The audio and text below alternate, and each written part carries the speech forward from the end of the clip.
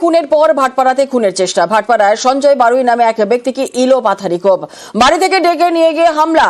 এলাকারই 3 দুষ্কৃতীর বিরুদ্ধে অভিযোগ। আশঙ্কাজনক অবস্থায় হাসপাতালে ভর্তি আক্রান্ত। ওই মাথার দিকে গেছে। আমি বলছি তাহলে এর সাথে কোনো ঝামেলা যেন না হয়। কিছুক্ষণ পরেই খবর হয়েছে যে তোমার ছেলেরে এরকমভাবে রাকেশ করি একটা ছেলে আর কাতলা করে একটা ছেলে, দুইজনে মিলে ছেলেটার কোপাচ্ছে। হাসপাতালে গেছি, গোলঘর হাসপাতালে যাইয়ে দেখতেছি কি এই জায়গা দিয়ে যেরকমভাবে সেলাই দিচ্ছে স্যার, আর দেখার মতন না। এখন যারা কোপাইছে তাদের আমি সাজা চাই। শুনি আমার মেয়ে কান্না করতে করতে ওখানে যে পৌঁছায় ঝামেলার মধ্যে, তখন দেখে ওর বাবার গায়ের পা রেখে কোপাচ্ছে আর আমার মেয়ে ওটা দেখতাছে। আমার মেয়ে তো আতঙ্ক হয়ে হু মা করে কান্না করছে, কান্না থামছে না। আগে একবার আমাদের এখানে ও বলে গেছিল যে তোরা আমি পাইলে পরে একসময় আমি দেখে নেব। হ্যাঁ, আমরা চাইছি ওর সাজা চাই, বিচার চাই, দুটোই চাই। বাজরণীতে হামলা, চুরির কোপ। স্থানীয় সমস্যা নিয়ে ঝামেলার জের। ক্লাবের সদস্যের উপর হামলার অভিযোগ, ধারালো অস্ত্র দিয়ে কোপানোর অভিযোগ। বাজরণী থানায় অভিযোগ দায়ের।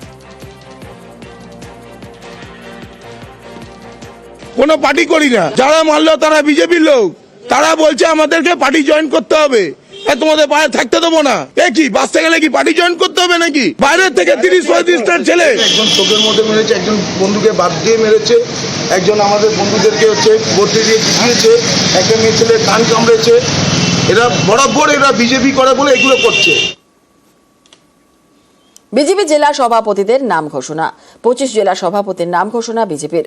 বিধায়কদের জেলা সভাপতি পদ থেকে অব্যাহতি।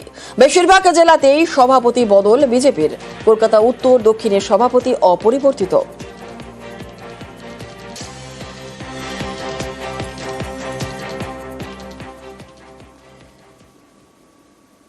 ভবানীপুর চ্যালেঞ্জের পাল্টা নন্দীগ্রাম চ্যালেঞ্জ। বুধবার শুভেন্দুর ভবানীপুর চ্যালেঞ্জ, গতকাল পাল্টা নন্দীগ্রাম চ্যালেঞ্জ কল্যাণের। বড় বড় কথা, আপনাকে ভবানীপুরে হারাবো, আরো 5 বছর হারার যন্ত্রণা বয়ে বেড়াতে হবে। আপনি লোকসভা ভোটে আমার এলাকায় দাপিয়ে বেরিয়েছেন, তারপরেও 16টা বিধানসভার 15টাতে কাঁথি তমলুকে গোহারান হেরেছেন। তবে এইটুকু আপনাদের মাধ্যমে বলে দিচ্ছি, নন্দীগ্রামে এবার ওকে হারিয়ে ছাড়বো। আর ওর এমএলএ হিসেবে ডিউরেশন মাত্র 1 বছর, তারপরে রাস্তায় ঘুরে বেড়াবে। শুভেন্দুর বিরুদ্ধে আইনি পদক্ষেপ চান সৌগত। শুভেন্দুর চ্যাংদোলা মন্তব্যের রাজনৈতিক তরজার। এবার আইনি পদক্ষেপ চেয়ে সরব সৌগত রায়। কেন আদালতে স্বতঃপ্রণোদিত মামলা করছে না? শুভেন্দুর মন্তব্যে বিতর্কে প্রশ্ন তৃণমূল সাংসদের।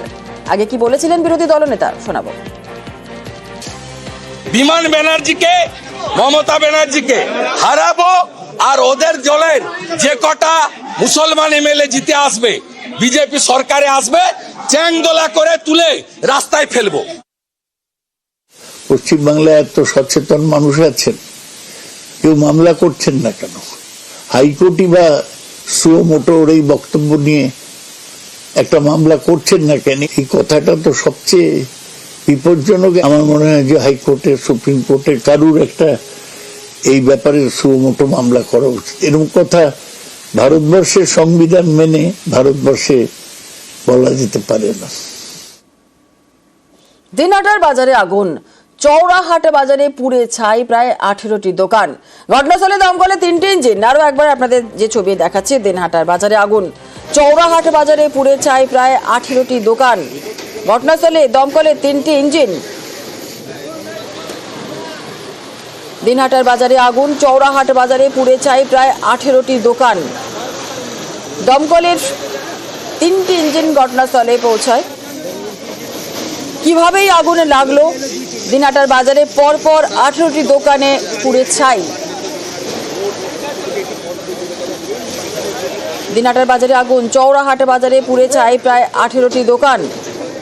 দমকলের 3টি ইঞ্জিন ঘটনাস্থলে পৌঁছায়, আগুন নেভানোর প্রক্রিয়া চালায়। পুরোপুরি ভস্মীভূত হয়ে গিয়েছে দোকানগুলি, এমনটাই জানা যাচ্ছে।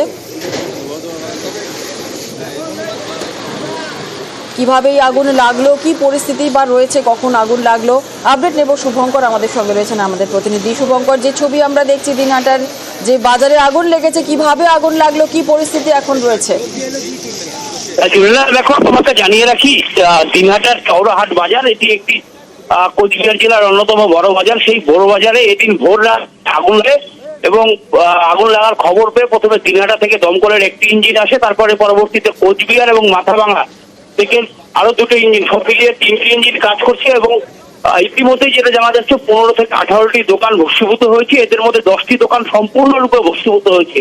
দমকলে আগুন লাগার কারণ এখনো পর্যন্ত জানা যায়নি, তবে দমকল কর্মীদের প্রাথমিক তদন্তে অনুমান যে শর্ট সার্কিট থেকে আগুন লেগে থাকতে পারে। এই দোকানগুলোর মধ্যে অধিকাংশই পেঁয়াজ রসুন অর্থাৎ সবজির পাইকারি দোকান ছিল, পাশাপাশি ফাস্টফুডের দোকান রয়েছে। খবর পেয়ে ঘটনাস্থলে ছুটে এসেছেন উত্তরবঙ্গ উন্নয়ন মন্ত্রী উদয়ন গুহ।